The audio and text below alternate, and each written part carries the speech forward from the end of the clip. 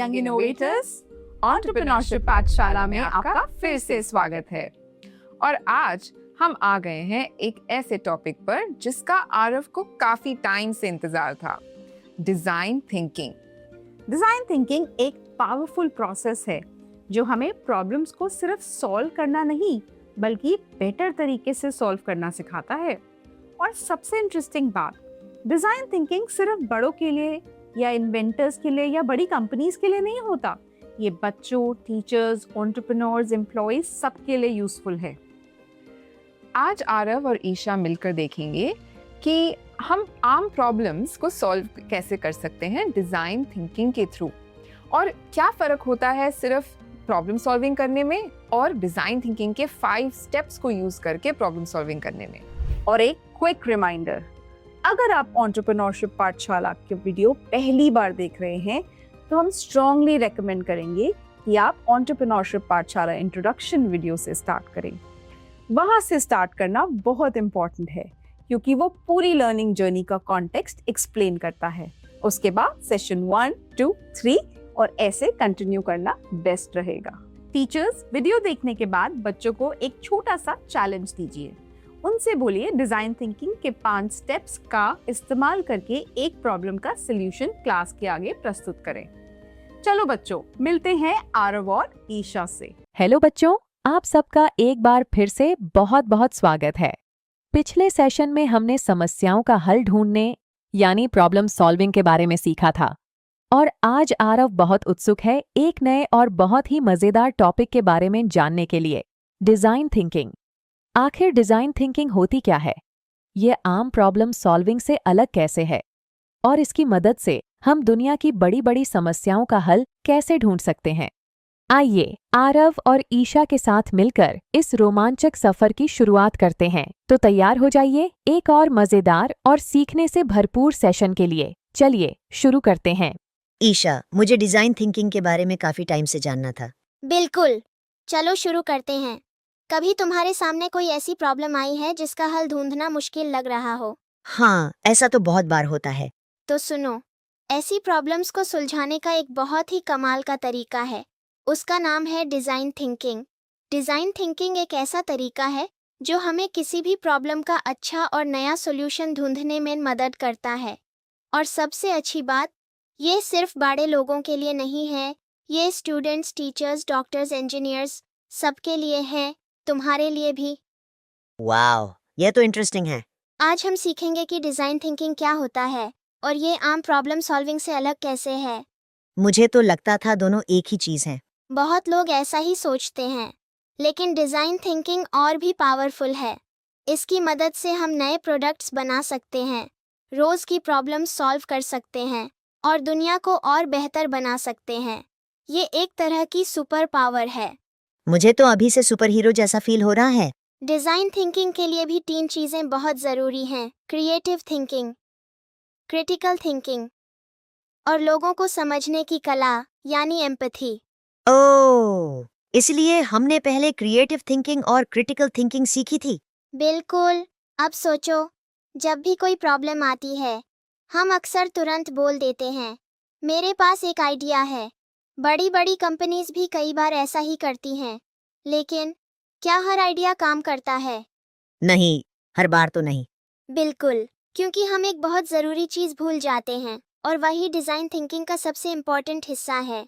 तो design thinking की शुरुआत किस चीज से होती है? इसमें 5 स्टेप्स होते हैं।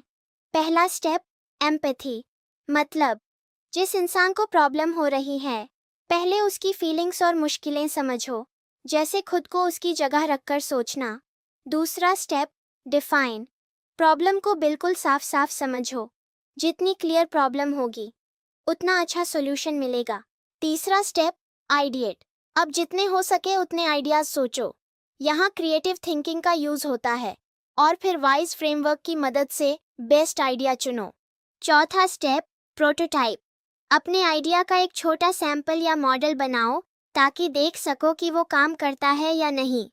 पांचवा स्टेप, टेस्ट, अपना प्रोटोटाइप लोगों को दिखाओ, उनसे फीडबैक लो और ज़रूरत हो तो उसमें सुधार करो।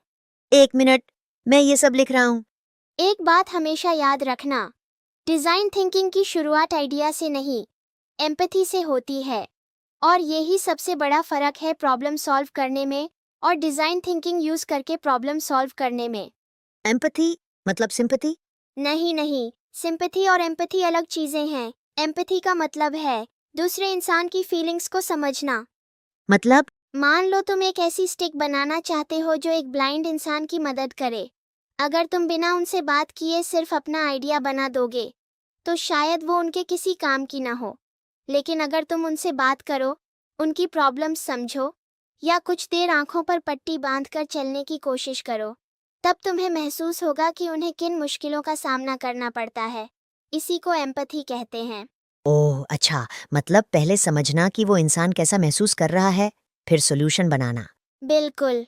अब दूसरा स्टेप, प्रॉब्लम को और क्लियर बनाना। सिर्फ ये कहना ब्लाइंड इंसान के लिए स्टिक बनानी है काफ़ी नहीं है। हमें कहना चाहिए एक ऐसी स्टिक बनानी है जिससे ब्लाइंड इंसान बिना किसी की मदद के आसानी से चल सके। अब समझ आया, प्रॉब्लम जितनी क्लियर होगी, सॉल्यूशन उतना अच्छा होगा। बिल्कुल। अब तीसरा स्टेप, आइडियाज सोचना। यहाँ हम आइडिया फ्रेमवर्क का यूज़ करेंगे। सब लोग मिलकर जितने हो सके उतने आइडियाज़ बोलेंगे। कोई भी आइडिया गलत नहीं होगा। बाद में वाइज फ्रेमवर्क की मदद से बेस्ट आइडिया चुनेंगे। अब तो आइडिया और वाइज दोनों का यूज समझ आ गया। बस याद रखना, फ्रेमवर्क सिर्फ मदद करते हैं। रोज़ प्रैक्टिस करोगे तो एक दिन तुम नेचुरली क्रिएटिव और स्मार्ट थिंकर बन जाओगे। मे बी अपना खुद का फ्रेमवर्क भी बना लो। हाँ, वो तो बहुत मजेदार होगा। अब आता है प्रोटोटाइप। यहाँ तुम अपने आइडिया का एक छोटा मॉडल बनाओगे, पेपर, कार्डबोर्ड, क्राफ्ट मटेरियल या सिंपल डिजिटल टूल्स से। फिर उस प्रोटोटाइप को लोगों को दिखाओ, फीडबैक लो, जो सुधार चाहिए वो करो और फिर दोबारा टेस्ट करो। अच्छे आइडियाज़ एक ही बार में परफेक्ट नहीं बनते, प्रैक्टिस और फीडबैक से और बेटर बनते हैं। वाओ ईशा, अब मुझे समझ आ गया कि दुनिया के बड़े इन्वेंशंस कैसे बनते होंगे। तो आज हमने क्या सीखा? आमतौर पर जब कोई प्रॉब्लम आती है तो हम तुरंत एक आइडिया सोचते हैं और उस पर काम शुरू कर देते हैं। लेकिन हर आइडिया सही हो ये जरूरी नहीं। आप समझ रहे हो ना, सबसे बड़ी गलती क्या होती है? यही कि हम तुरंत आइडिया पर कूद जाते हैं। पर डिज़ाइन थिंकिंग का पहला रूल है, पहले दूसरे की तकलीफ को समझो। जब तक आप उनके शूज़ में कदम नहीं रखोगे, आप उनकी तकलीफ कैसे समझोगे? और एक प्रॉब्लम के सही बढ़िया सल्यूशन तभी निकल सकते हैं जब हम खुद को उस प्रॉब्लम को महसूस कर सकें। एम्पैथी ही असली सुपर पावर है। आओ इसके बारे में और गहराई से समझते हैं। डिजाइन थिंकिंग में हम सबसे पहले उस इंसान को समझते हैं जिसे प्रॉब्लम हो रही है और प्रॉब्लम को अच्छी तरह समझते हैं। उसके बाद सिर्फ एक आइडिया पर नहीं रुकते। हम बहुत सारे आइडियाज सोचते हैं, उनमें से बेस्ट आइडिया चुनते हैं। उसके बाद सिर्फ एक आइडिया पर नहीं रुकते, हम बहुत सारे आइडियाज सोचते हैं, उनमें से बेस्ट आइडिया चुनते हैं, उसका छोटा मॉडल बनाते हैं और उसे टेस्ट भी करते हैं। हो सकता है इसमें थोड़ा ज्यादा समय लगे, लेकिन इस तरीके से हमें ज्यादा अच्छा, मजबूत और सच में काम आने वाला सोल्यूशन मिलता है। और इसी वजह से डिजाइन थिंकिंग दुनिया की सबसे पावरफुल प्रॉब्लम सॉल्विंग मेथड्स में से एक मानी जाती है। डिज़ाइन थिंकिंग मेरा फेवरेट टूल है स्वाति। आज आरव के साथ हम सब ने ये सीखा कि डिज़ाइन थिंकिंग सिर्फ एक फैंसी टर्म नहीं है, ये एक्चुअली एक पावरफुल तरीका है प्रॉब्लम्स को सॉल्व करने का। और सबसे इम्पोर्टेंट लर्निंग क्या थी? रेगुलर प्रॉब्लम सॉल्विंग अक्सर मेरे पास एक आइडिया है से स्टार्ट होती है, लेकिन डिजाइन थिंकिंग स्टार्ट होता है एम्पैथी से। मतलब पहले ये समझने से कि प्रॉब्लम फेस करने वाले इंसान को एक्चुअली कैसा लग रहा है। फिर आता है प्रॉब्लम को क्लियरली डिफाइन करना, आइडियाज सोचना, ब्रेनस्टॉर्म करना, फिर प्रोटोटाइप बनाना यानी कि एक मॉडल बनाना या स्केच बनाना और सॉल्यूशन को टेस्ट करना।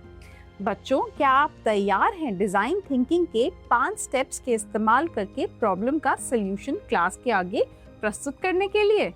वो प्रॉब्लम कुछ भी हो सकती है कि स्कूल में पढ़ाई को और मज़ेदार कैसे बनाया जाए, या फिर अगर कोई आपके घर के आसपास कूड़ा कचरा है तो उसे कैसे साफ किया जाए।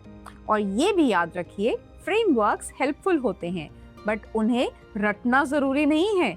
जब आप इनफ प्रैक्टिस करोगे तो क्रिएटिव थिंकिंग, क्रिटिकल थिंकिंग और डिजाइन थिंकिंग नेचुरली फ्लो करने लगेंगे।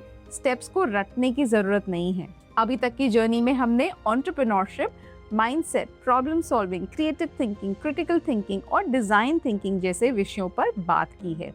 और सच बताऊं तो ये केवल लेसन्स नहीं है, ये लाइफ स्किल्स हैं जो हर जगह पढ़ाए जाने चाहिए। ये इंग्लिश, मैथ और विज्ञान जितने ही जरूरी हैं और आपको जिंदगी भर काम आएंगे। अगर आपको ये एपिसोड अच्छा लग रहा है और कुछ नया सीखने को मिल रहा है तो प्लीज लाइक और सब्सक्राइब जरूर करें। और वीडियो के कमेंट सेक्शन में ज़रूर लिखिए कि आप कौन सी सिटी से देख रहे हैं, आप कौन से स्कूल और ग्रेड के बच्चों को ये सेशन दिखा रहे हैं। अगर आपको लगता है कि ये वीडियो और पेरेंट्स, टीचर्स या बच्चों को देखना चाहिए तो प्लीज़ इसे शेयर ज़रूर कीजिएगा। हमारे पास एक ही तरीका है ये जानने का कि आपको ये सेशंस पसंद आ रहे हैं। आपका एक छोटा सा क्लिक हमारे लिए बहुत बड़ा मोटिवेशन बन जाता है। आज का शाउट आउट है फॉर, इसी तरह आप हमें सेल्फी भेजते रहिए और हम आपको शाउट आउट देते रहेंगे। टीचर्स, किड्सप्रेन्योरशिप में हमने स्कूल्स के लिए एक कंप्लीट इकोसिस्टम डिजाइन किया है। Structured curriculum, workbooks, industry mentor sessions, AI tools, assessment tools और स्टूडेंट प्रोजेक्ट एंड पोर्टफोलियोज। बहुत सारे स्कूल्स इनको अडॉप्ट करके skill development and entrepreneurial thinking को अच्छे से इंटीग्रेट कर रहे हैं अपने स्कूल्स में। और अगर आप भी ऐसा करना चाहते हैं तो डिस्क्रिप्शन में लिंक दिया हुआ है, आप हमें रीच आउट कर सकते हैं। हम ले रहे हैं एक छोटा सा ब्रेक।